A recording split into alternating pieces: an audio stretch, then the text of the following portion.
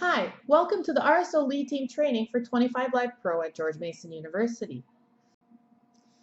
We're going to take a look at how to reserve a space and what information we need to ensure that you have the support for this event.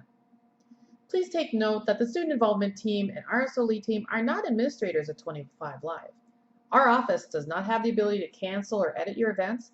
We also do not make the accounts.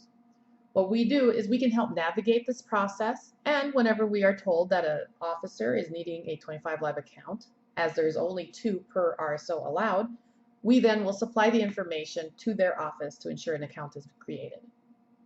If a change is needed, your RSO will need to contact the Office of University Events with those details. So let's take a moment and get started.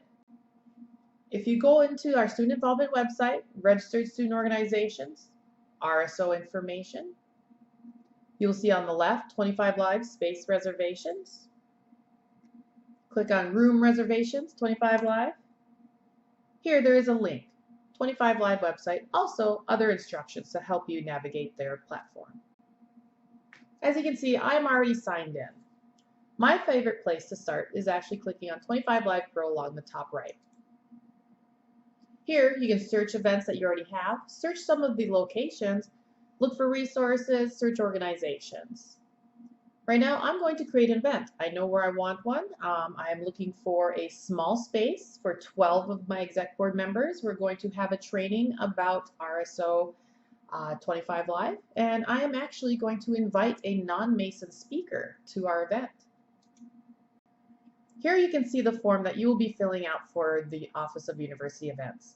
Please take special note about their paragraph along the top. This will give you some heads up about how many days they need to know ahead about an event. And I would also stress that the earlier that you put these in, the better. That way all of our offices are able to come and see the information and help support.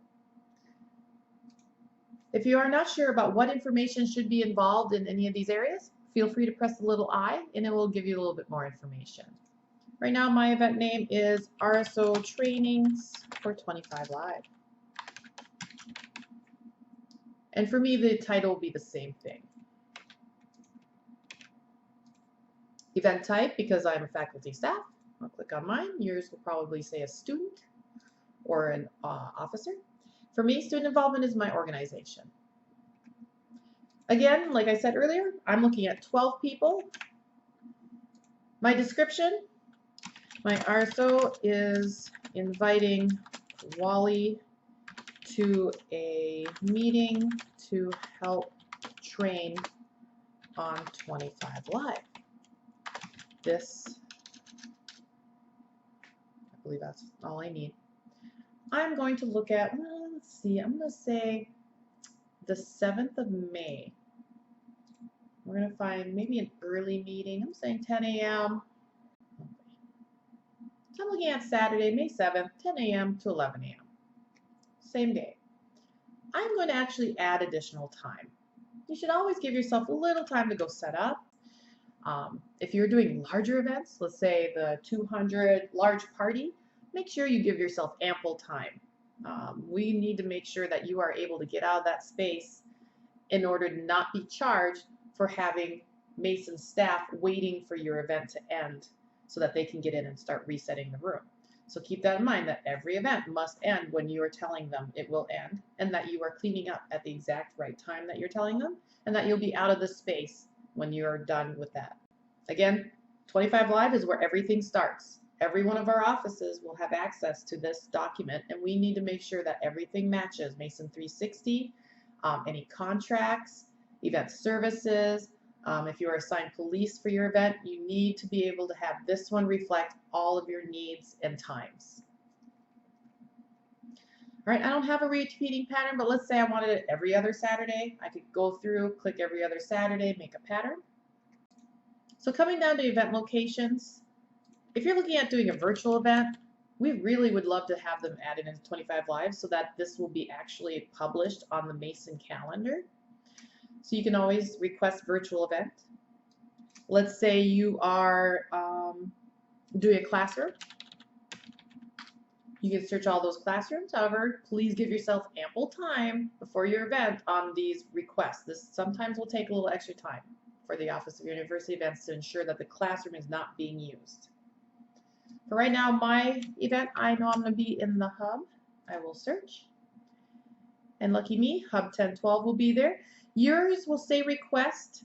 So just pretend that this says request, and I will click on that. You can see that it says I'm good. I'm going to say the layout is classroom. Instructions, attendance, I'll go ahead and put 12. All right. So resources, I have a speaker, so I might look up a microphone, search for mic, and I'll reserve the one microphone. Right now, I'm going to go ahead and delete that because I don't want that since I'm doing a test. However, you would allow to add more and more as you go. Are funds being collected? I'm not, but if you are having some funds being collected at your event, please say yes. Partnering with the non-GMU org. This may seem confusing, but I would like to make sure that you understand that that means you are bringing a non-Mason person onto campus. Somebody is not a Mason, vendor, such like that. They are coming because you invited them. So I'm going to say yes, because remember, I'm bringing Wally to talk to us. I might not have indicated, up here I probably should have said, I'm inviting Wally from another university to a meeting to help train on 25 Live. That is actually being more clear. So I am saying yes on this. Catering, you know what, by down here I might be like, you know what, I'm going to have some snacks, so I'll say yes. Now catering, food server, vendor, I'm actually just going to bring in prepackaged chips. However, if you're having a large vendor, some large restaurant, you would have to make sure that they are pre-approved caterer. Catering, no alcohol. Don't need course info. Audio visual needs, projecting to large TV, a PowerPoint. Setup needs, 12 chairs, 2 rectangular tables. Oh, you know what? I want a podium. Event image, I don't have one. And for me, event on-site contact, Aileen Lenhart. I would say my phone number and my email.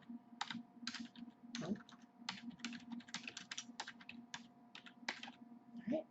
Open the public. Mine isn't. I'm not doing a party. Mine is for just my exec board members, so I would say no. However, let's say you were doing your large Dewberry event for 300 and it's open to everybody, say yes. Organization code, it should be a 6-digit number, and every president, treasurer, and 25 Live rep should have this number. If you do not, contact the sibudget@gmu.edu or RSO lead team, and we'll help make sure that you get your org code number. Participants under the age of 18? No, I do not. Who is speaking performing? Wally from another university. Be more specific when you put in yours. I'm just doing a sample. Will you be using any virtual platform? So no, I'm not streaming. However, I could, but right now I'm going to say no. And I'm not doing any Zoom or anything. Down here, event comments. So this is actually going to go to the event services and all of us to tell us exactly what it is that you're thinking. So for me, 2 rectangular tables in center of room, 12 chairs around podium at front by the TV for the speaker to present their PowerPoint. There we go. And your event state will always say tentative. You agree that yes, all this information is correct. And press save. And here I'm going to say events. I'm not sure if on your end you'll see this little box, but if you do, press events.